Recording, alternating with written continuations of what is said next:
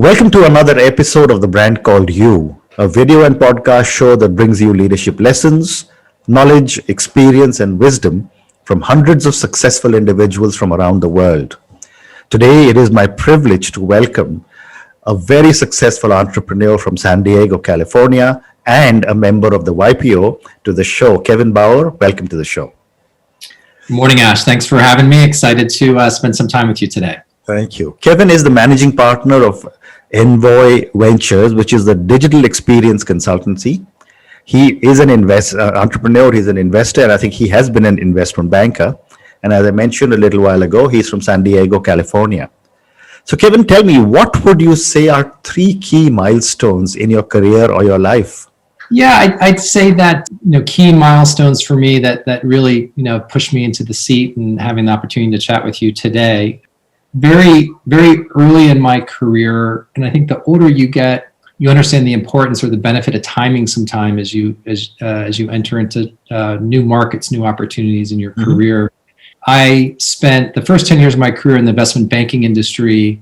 From a timing perspective, after graduate school, I arrived in San Francisco in 1996. Okay. At the time, no one knew that was the birth of the internet age. Yep. As a very young banker, I had a chance to work on the Amazon IPO and follow-on offerings, and saw a new industry developed overnight, it felt.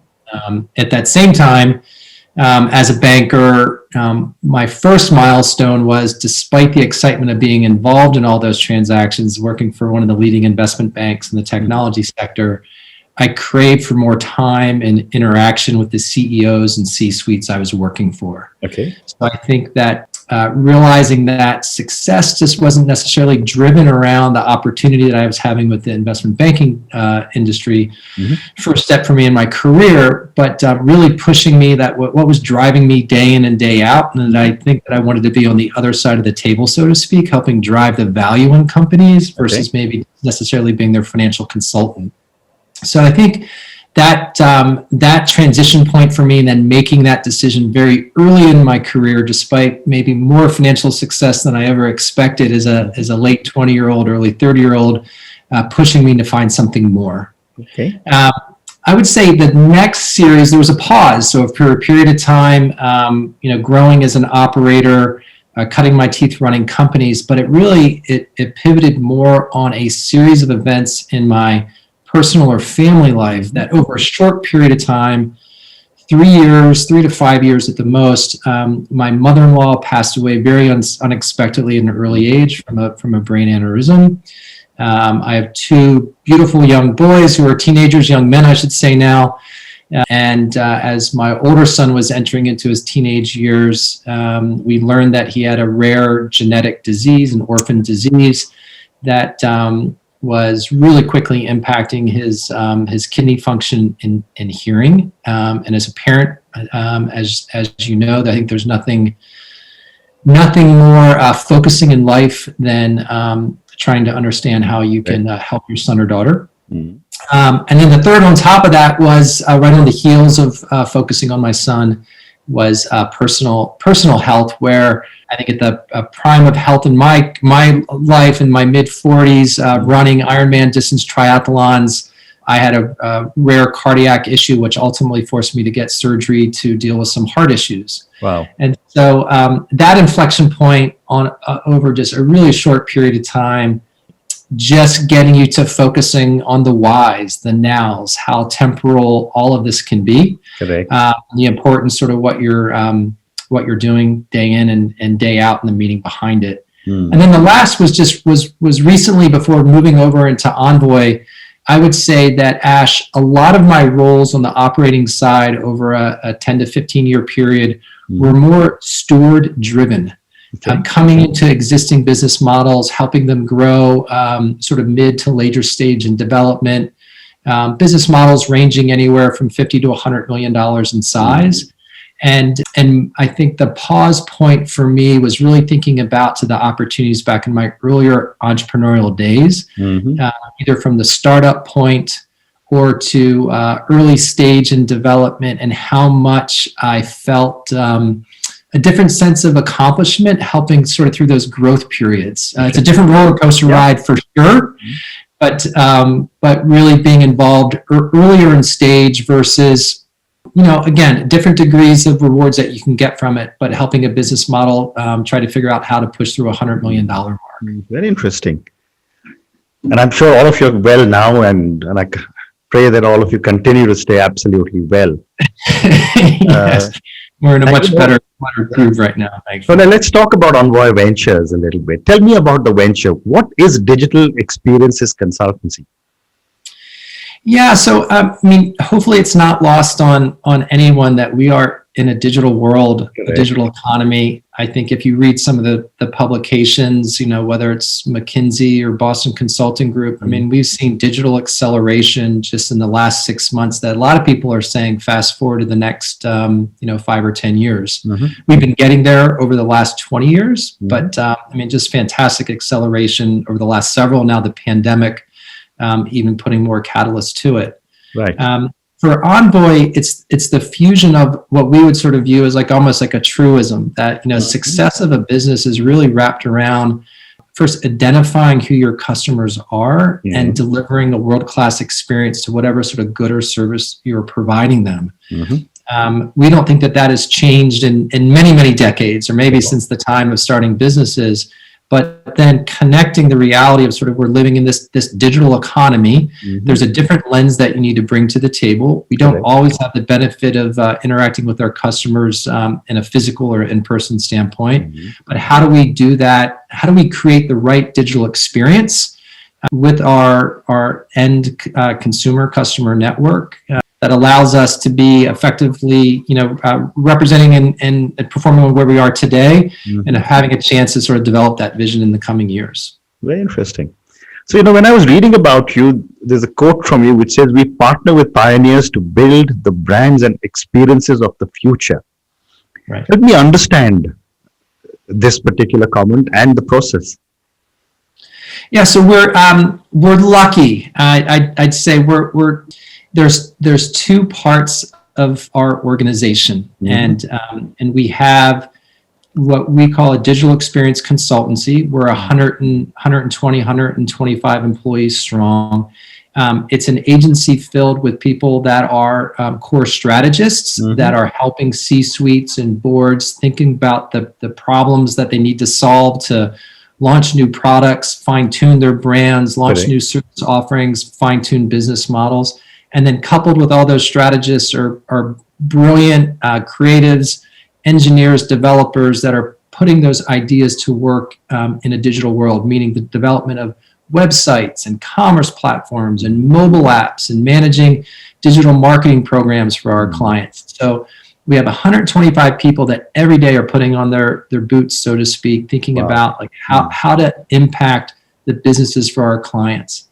On the other side of our business platform is the venture side. So we are not a traditional venture group where we're thinking about maximizing the number of deals that we do in a given year. On the consulting side, we're always working with, on average, 50 to 100 clients a year. We get to see a lot of interesting opportunities just with that subset of clients or customers that we work with on the consulting side, where at times we can see we're fusing our capital, managerial and operational know-how above and beyond just what we're providing in our consulting role, could be a catalyst to drive those business models even further. Sure. So we use our access on the consulting side, as well as myself and my partner, Bob Allison. We're both managing partners on the venture side. Our ability to network and to find opportunities above and beyond on the consulting side to pick the right, call it 2 to 4 investment opportunities a year where we really feel like we can create this digital acceleration, focusing on the customer experience with the business models that we work on. Interesting. Very, very interesting. So let's talk a little bit about your venture side now. At what stage do you take a call and say that I think this is a good organization or a good venture to make an investment in? Yeah, so I would say we're broadly defined as early stage, Ash. And I'd say we look at it across three different three principal swim lanes. And so very traditional incubator stage type investments where we have an idea that we're evaluating. We are likely at that time working really closely with the management team. We can talk a little bit about how we evaluate that, but there's a core kernel of the management team that we're really excited to be working with, that we feel like that can bring that idea to life. And so we were in the trenches with them for a period of time, incubating it before it's formally launching.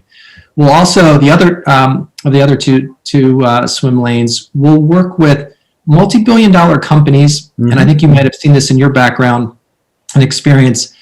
Multi-billion-dollar companies that have a fantastic idea, it's not their core competency. Correct. And it's, as you know, a billion-dollar company does not mean they have the billion-dollar resources to transition and to launch a new idea, whether it's skill sets or know-how or just even the culture that we find at times that needs to cut it with an entrepreneurial venture. And so we call those corporate co-venture opportunities, where companies will come to us to say, hey, we've got this idea, we may have part of the team. Do you think that you can build or augment the team or really create the team to take this idea to market? So we're excited about those opportunities.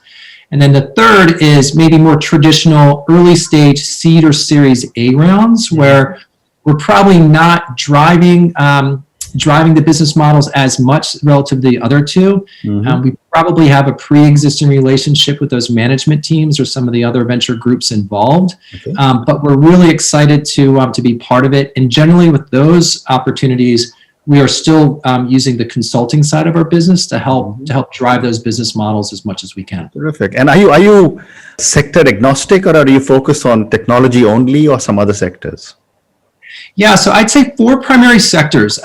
There's a focus on, I think, broadly defined CPG and consumer electronics. Again, depending on sort of trends, which can move in and out of those sectors, will have a bias in a given year or maybe over a short-term period beyond a given year. I'd say that beyond that, though, for both myself and my partner, an increased focus over the last several years on health and wellness, broadly defined. As you can imagine, that may fit with some of my key milestone defining events in my life. So health and wellness, as well as sustainability. We look at sustainability on a couple of different fronts. And a good chunk of my career, I was broadly defined in that industry, and I still want to kind of carry that legacy on as I think about opportunities, not just to affect, I think, our world economically, but in other avenues, which I think the right sustainable investments allow you to do. Very interesting. So, my next question is for the thousands of people who will hear you and me talking and will hear all the great things you're saying, and for a lot of startup entrepreneurs. When you are looking at a potential investment and at a potential founder or group of founders, what do you look for in the founder, the management team, and the business plan? Yeah, it's again, maybe over time and how you think about weighting and working through that matrix, right? That matrix of investment. And, the people part of the equation, I feel like every year gets a few more points in weighting to it. And so maybe that's the lens for me, really building meaningful work, meaningful companies, and developing meaningful relationships along the way. And so I want to make sure that the people that I'm partnering with, there's the right fit between myself and them, which may be completely independent of, sort of skill sets in background, right? That there's a transparency, there's an open communication, collaborative approach, feeling that it may be in both directions bi-directional, that there's a relationship and open to be coachable, as really what it takes is a team environment to be developing something from such an early stage, which we love to do. So the people-person equation, it doesn't always have to be a person's been in that particular industry segment or has perfected the approach to a particular business model, but there's enough attributes to their skill sets, background, where it can be applied effectively to really sort of push that form of business model. And so that's the skill set side. And maybe, Ash, the more we sort of go through life and looking at sort of the secret sauce for management teams, maybe that becomes table stakes a little bit, versus, are they bringing the right form of approach? Like, why do they want to make a difference with that business model? Why do they feel like they can distinguish it in a sea of competitiveness? And with that passion and vision, can they see that roadmap, build a team around them to make impact in that particular industry segment? And I think that the more time you spend in running companies and being around management teams that have had success, you can identify it. Correct. You can see it further and further away as you're around it. Well said. So my next question is, that if you were to look at your own business, what kind of values does Envoy Ventures stand for? We're emphatic about this, and they cross over between our operating side, our consultative side of our business, as well as on the venture investment side. And we always sort of lead off with it's actionable, so it's be of. And so just to hit them really quickly: be of integrity, be purposeful, be flexible, be collaborative, be human, and be bold. And be bold is what is written on the door of our offices. Okay. And we manifest that a lot of way. There's a lot of subtext around those, but we look for that in the people that we hire, and we try our best to hold ourselves accountable for how we show up and go to work every day. Interesting. So as long as you say be bold and don't be rash, I guess that's important, isn't it? Okay. My next question to you, it comes to the millennials. All our children, are in the millennials or in the Gen Z, and I do believe that they're going to be changing the world. When you look at millennials and the Gen Zs, how do you see them impacting the startup world and impacting the investing world? Gosh, so many veins for this one. So, they just kind of taking a step back and maybe looking at Envoy, which could be a microcosm for so many industries, in both in the U.S. and globally. The millennials are my company. There are only 10 of us over the age of 40. And so you can just kind of quickly do the math. The vast majority of our organization is run day in and day out by millennials. They have obviously, in the United States, they have passed baby boomers is the largest consumer that drives our economic model here in the U.S. and outside. Baby boomers is my vintage. Yeah. So I for us, it's again, it's the diversity of our company. We are a service-based organization that is based on the diversity, the perspective, the makeup of a millennial-driven workforce, which is now the biggest driver of our economy. And for me as the executive, it's making sure that I'm very mindful on how to best communicate, how to best, the lens that I potentially have is not necessarily the millennial lens. If I think about vision and strategy and growth, and how I think about impact and working with a particular client, like is that relating and translating, to our teams that are working on certain projects, and being very mindful of my lens, making sure that it's adjusting and refocusing as fast as millennials and those behind them, for how quickly, again, the digital lens in our economy is changing or shaping, and forcing me to kind of keep up with them, right? And so, as we continue to kind of go through time, the lens is, I think, increasingly about learning from those behind us. Where at some point in our lives, like that pivot point, like we were always learning from those ahead of us. And now it's,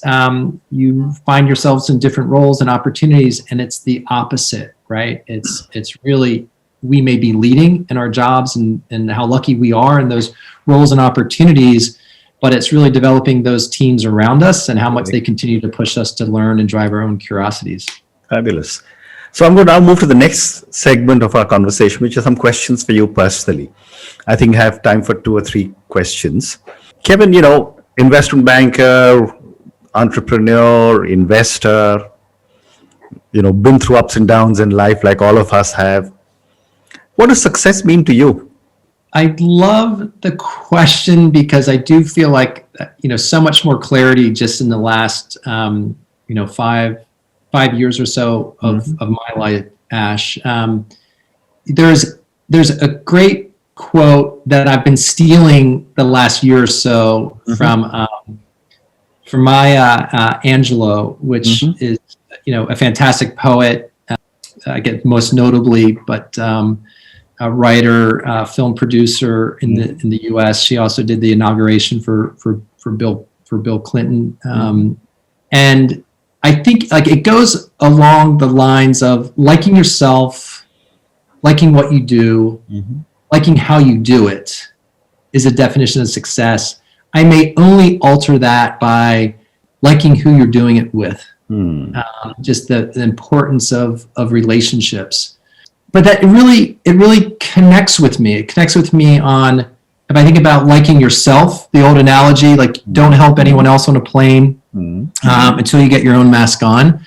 But liking yourself, loving yourself, what you're prioritizing in life. For me, how important family first is. If I think about my core values around integrity and gratitude, that's about liking myself. If I think about liking what I do, I'm very much more, and now, Ash, in this creating and building mode, as I said, kind of transitioning from stewardship and thinking about new discovery and where I can find it, and driven by curiosity.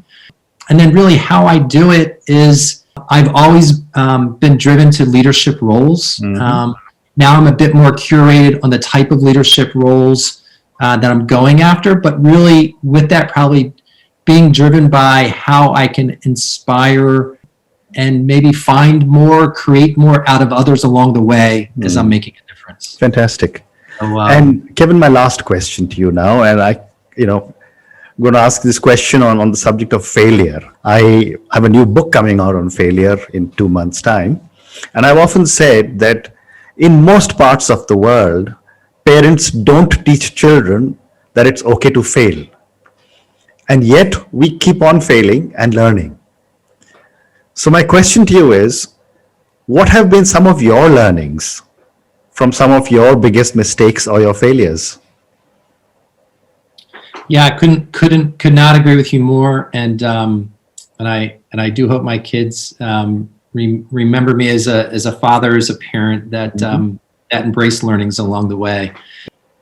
Two for me, Ash, really jump out. I think maybe from my upbringing, and again, I don't know if they're necessarily bad values, but values driven by my parents. I'm like, you need to be the person kind of driving your ultimate, Correct. And path and destiny and where you're going. And this reliance on rely on yourself and not necessarily others. And I think that takeaway for me earlier in life worked against me. I think that, great things in life are often built on the shoulders of others. Correct. And understanding, whether we talk about network or we talk about mentors, but it's no more different than choosing not to pick up a book and what you lose from not reading it. It's choosing to go it alone on your path and journey. The more you pass through life, as you realize you're losing so much valuable lessons from others along the way. And so for sure, I think in the last decade, for me, understanding more around the importance of don't go it alone. Don't take the time to reflect, think about how others around you can can help push along the way. The old adage of it takes a village at times. Very interesting. And so I would say that, and then I think that maybe it does take time But as time goes by, I think that you learn a little bit more about the importance of failing fast. You'll start to see the signs a little bit better. Making sure you don't have the head down mentality and feel like you always need to be working hard and running through walls. At times it's okay. It's okay to realize the quote unquote failure or lesson learned. Correct. And then from that, pivot the right way to find out what next creative step you can be laddering on from that. But duration, shrinking, always thinking about how you can shorten that duration to get that valuable lesson to move on. Very nice. Kevin, thank you so much. It's been such a pleasure speaking to you. I wish you and Envoy Ventures lots and lots of success. Thank you. Thanks for the time today, Ash. Great catching up. Thank you.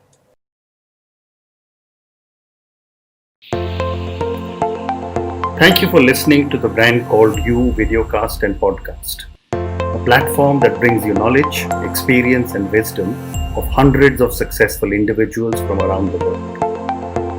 Do visit our website www.tbcy.in to watch and listen to the stories of many more individuals. You can also follow us on YouTube, Facebook, Instagram, and Twitter. Just search for the Brand Called You.